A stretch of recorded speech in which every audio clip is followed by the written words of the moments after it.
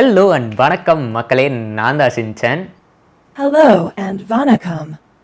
This is Neo. So உங்களில் நிறைய பேர் வந்துட்டு பார்த்துருப்பீங்க, நியோ அப்படின்ற ஒரு ரோபோட் ஒன்று லான்ச் ஆகிருக்கு.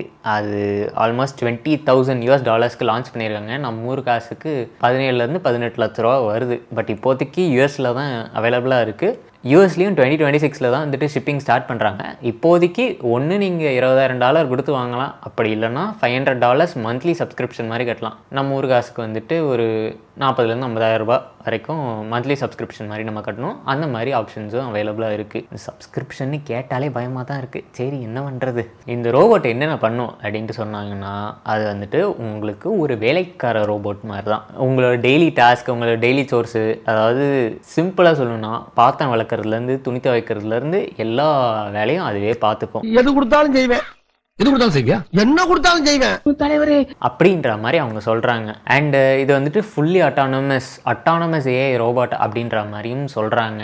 அண்ட் அது மட்டும் இல்லாமல் வந்துட்டு இப்போ நம்ம அந்த ரூம்பா வேக்யூம் கிளீனர்லாம் பார்த்துருப்போம் இல்லையா, ரூம்பு அந்த ரவுண்டாக வந்துட்டு ரூம்பா வேக்யூம் கிளீனர்ஸ் இருக்கும்ல, அதை நம்ம போட்டு விட்டோம்னா அது பாட்டிக்கு ரூமை பெருக்கி தொடச்சி விட்டுரும் இல்லையா. அது நம்ம ஷெட்யூலும் பண்ணி வச்சுக்கலாம். இந்த மாதிரி நான் வெளியே போகிறப்ப இது பண்ணி வச்சிரு, அந்த மாதிரி சொல்லிக்கலாம். அதே மாதிரி இந்த ரோபோட்டுக்கிட்டையும் நீங்கள் சொல்லலாம். அப்போ என்ன ஒரு க்ளோரிஃபைடு வந்துட்டு வேக்யூம் கிளீனர் ப்ரோ அப்படின்னு கேட்டிங்கன்னா மேபி எஸ். அண்ட் அது மட்டும் இல்லாமல் அந்த ரோபோட் கிளீனிங் பண்ண தான் பண்ணுமா அப்படின்னு கேட்டிங்கன்னா, it can cook, it can clean, and உங்களோட வீட்டில் இருக்க பெட்ஸு, குழந்தைகள் இதெல்லாம் கூட பார்த்துக்கும் அப்படின்ற மாதிரி வந்துட்டு ஒரு டைனி டெமோ சொல்லியிருக்காங்க. பட் அது எந்தளவுக்கு அப்படின்ட்டு சொல்கிறேன், வன்மம் இருக்குது. இந்த ரோபோட்டோட மார்க்கெட்டிங்கே என்ன அப்படின்ட்டு பார்த்தீங்கன்னா, it is a AI robot அப்படின்ற மாதிரி சொல்கிறாங்க.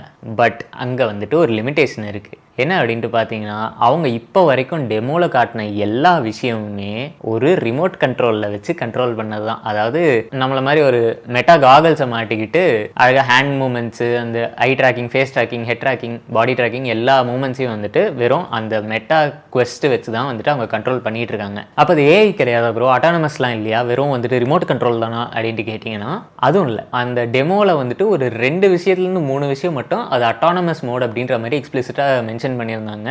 மீதி எல்லாமே வந்துட்டு ரிமோட் கண்ட்ரோல் மோட்ல தான் வந்துட்டு கண்ட்ரோல் ஆகுது அப்படின்ற மாதிரி சொல்லியிருந்தாங்க. எப்படி ப்ரோ அப்படின்னு கேட்டிங்கன்னா, அந்த ரோபோட்டோட கண்ணு பார்த்தீங்கன்னா அந்த கண்ணுக்குள்ள வந்துட்டு 2 கேமரா வச்சிருப்பாங்க. கண்ணு வேணும்னு கேட்டியா, அது ரெண்டுமே வந்துட்டு 8 மெகா பிக்சல் கேமராஸ். ஆமாம், ஃபோன்லேயே 200 MP கேமரா விட்டுக்கிட்டு இருக்கான். இதில் என்னடா 20 லட்ச ரூபா கொடுத்து வாங்குற ரோபோட்டில் என்னடா வந்துட்டு 8 MP கேமரா அப்படின்ட்டு கேட்பீங்க. பட் நீங்கள் முக்கியமாக கண்டுகொள்ள வேண்டிய விஷயங்கள், அந்த ரோபோட்டு உங்கள் வீட்டுக்குள்ளே இருக்க போகுது. நீங்கள் வீட்டுக்குள்ளே இருக்கப்போ அது எல்லா இடத்துலையும் சுற்றி வரும்.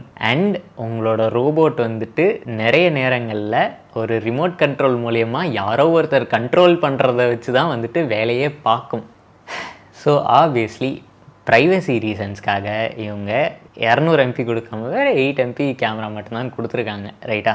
அண்ட் அது மட்டும் தான் என்னென்னு கேட்டிங்கன்னா, ஆப்வியஸ்லி ப்ரைவசி கன்சர்ன்ஸ் நிறையவே இருக்குது. எப்படின்னா, இப்போ ஒரு ரிமோட் பைலட் வச்சு நம்ம கண்ட்ரோல் பண்ணுறப்போ அவங்க வந்துட்டு நம்ம வீட்டில் என்ன நடக்குது அப்படின்ற எல்லா விஷயத்தையும் அவங்க பார்த்துக்கலாம். And I don't think that is safe இப்போதைக்கு. மேபி வந்துட்டு இந்த ரோபோட்லாம் வாங்குறவங்கலாம் அந்த பெரிய பெரிய மாளிகையில் அந்த ரோபோட்டை வெறும் இந்த கிச்சனுக்குள்ளேயே நீ கடை அப்படின்ற மாதிரி வந்துட்டு தள்ளி விட்டுருவாங்க.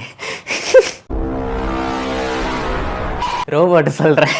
ஸோ அவங்களுக்கு மோஸ்ட் ப்ராபப்லி ப்ரைவசி கன்சர்ன்ஸ் இருக்காது. பட் ஜென்ரல் ஆடியன்ஸ், இந்த ஆப்பிள் விஷன் ப்ரோ வீம்புக்குன்னு நான் வாங்குறேன் அப்படின்லாம் வாங்குவாங்கல்ல, அந்த மாதிரி இருக்கவங்கெல்லாம் வந்துட்டு வாங்கி வச்சாங்கன்னா most probably invasion of privacy அதிகமாகவே இருக்கும். இன்வேஷன் ஆஃப் ப்ரைவசி இருக்குது, அவ்வளோதான், அதிகமாக இல்லை, இருக்குது டாட். சரி, வன்மம் பார்ட்டுக்கு வருவோம். எனக்கு இதில் என்ன வன்மம் இருக்குன்னா, மோஸ்ட் ப்ராபப்ளி இதை வந்து அந்த ஹியூமன் ஏஐ பின் மாதிரியே வந்துட்டு புஷ் ஆகிடும் தான் எனக்கு தோணுது. ஹியூமன் ஏஐ பின் பற்றி உங்களுக்கு நிறைய பேருக்கு தெரிஞ்சிருக்கும். இந்த இவ்வளோ பெருசு வந்துட்டு ஒரு பேட்ஜ் மாதிரி இருக்கும். அதை நம்ம மாட்டிக்கிட்டோம்னா அது வந்துட்டு நம்ம கையில் ப்ரொஜெக்ட் பண்ணும். ஒரு ஃபோனே தேவையில்லை, நம்ம வேறு வாய்ஸ் கண்ட்ரோலில் பண்ணிக்கலாம், இல்லை கையிலேயே டச் ஸ்க்ரீன் மாதிரி யூஸ் பண்ணிக்கலாம் அப்படின்ற மாதிரிலாம் சொல்லிட்டு இருந்தாங்க. பட் அந்த கம்பெனி வந்துட்டு மூடிட்டு போயிடுச்சு. காரணம், அவங்களால வந்துட்டு மெயின்லி ப்ராமிஸ் பண்ண நிறைய விஷயங்களை டெலிவர் பண்ண முடியல. அவ்வளோ தூரத்துக்கு ஏன் போயிட்டு இந்த இருக்கானே ஆப்பிள், அவனே வந்துட்டு எவ்வளவோ ஏஐ ஃபீச்சர்ஸ் எப்போவோ ப்ராமிஸ் பண்ணான். அது கொக்கு போய் கோழி போய் வந்துட்டு காடை வந்துருச்சு, இன்னும் அந்த ஃபுல் ஏஐ ஃபீச்சர்ஸ் லிஸ்ட்டை அவன் விடலை. அவன் எப்போ அந்த ஏஐ ஃபீச்சர்ஸ்லாம் விட்டு நம்ம அதெல்லாம் எப்போ யூஸ் பண்ணி அப்படின்ற மாதிரி இருக்குது. அண்டு நிறைய பேர் வந்துட்டு இதே விஷயத்தை தான், இதே ஃபார்முலாவை தான் இது ப்ராசஸ் பண்ணிகிட்டு இருக்காங்க. ஏன்னா இதுக்கு முன்னாடிலாம் வந்துட்டு ஒரு ப்ராடக்ட் ஒன்று லான்ச் பண்ணுறாங்கன்னா அந்த ப்ராடக்ட் ரெடியாக இருக்கும். இப்போ இன்றைக்கி லான்ச் பண்ணுறாங்கன்னா நாளைக்கு நீங்கள் ப்ரீ ஆர்டர் பண்ணலாம்ப்பா, நாளைக்கு நீங்கள் யூஸ் பண்ணவே ஆரம்பிச்சிடலாம் அப்படின்ற மாதிரி சொல்லுவாங்க.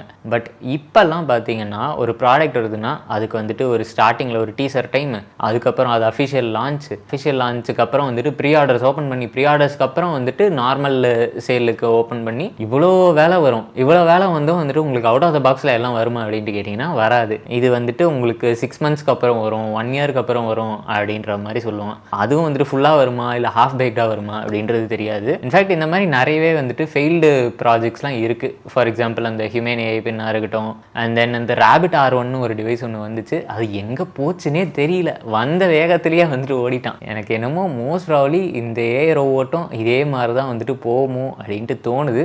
பட் இதை வந்துட்டு ஏஐ ரோபோட் அப்படின்ட்டு சொல்கிறதே நான் ஒத்துக்க மாட்டேன். இது வந்துட்டு ஒரு ரிமோட் கண்ட்ரோல் பொம்மை, அவ்வளோதான், வேறு ஒன்றுமே கிடையாது. Well, speaking on that part, remote கண்ட்ரோல்னால் வந்துட்டு இது ஃபுல்லாகவே ரிமோட் கண்ட்ரோல் கிடையாது. ஒரு சில இடங்களில், அதாவது அந்த ரோபோட்னால் பண்ண முடியாத விஷயங்களை வந்துட்டு ரிமோட் கண்ட்ரோல் மூலியமாக பண்ண வைப்பாங்க அப்படின்ற மாதிரி சொல்லியிருக்காங்க. எப்படின்னா கால் சென்டர்லலாம் உட்காந்துட்டு இருப்பாங்க, நம்ம வந்துட்டு இப்போ ஏர்டெலுக்குலாம் கால் பண்ணோன்னா ஹலோ சார் சொல்லுங்கள் சார் அப்படின்ட்டு நிறையா அவங்க டிஸ்கஸ் பண்ணுவாங்கல்ல, நம்மளும் நல்ல விதமாக டிஸ்கஸ் பண்ணுவோம்ல. அதே மாதிரி இந்த ஏஐ ரோபோட்டுக்குமே வந்துட்டு இந்த ரோபோட் பண்ண முடியாத டாஸ்க்னா உடனே அது வந்துட்டு ஒரு ஏஐ ஏஜென்ட்டுக்கு கால் அடிக்கும், ஒரு ஹியூமன் ஏஜென்ட்டுக்கு.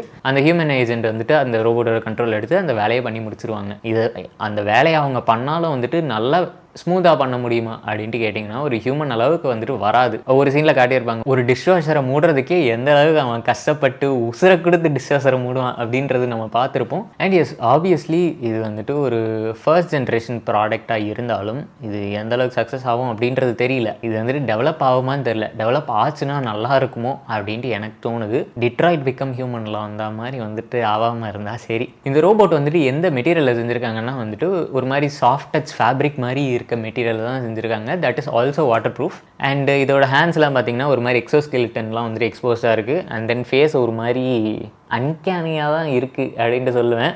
பாடி இது பார்த்தீங்கன்னா வந்துட்டு அது ஏதோ ஒரு ஜீன்ஸ் பேண்ட்டு, லூஸாக இருக்க ஜீன்ஸ் பேண்ட்டு மாட்டின்னு இருக்கிற மாதிரி வந்துட்டு இருக்காப்புல ரோபோட்டு.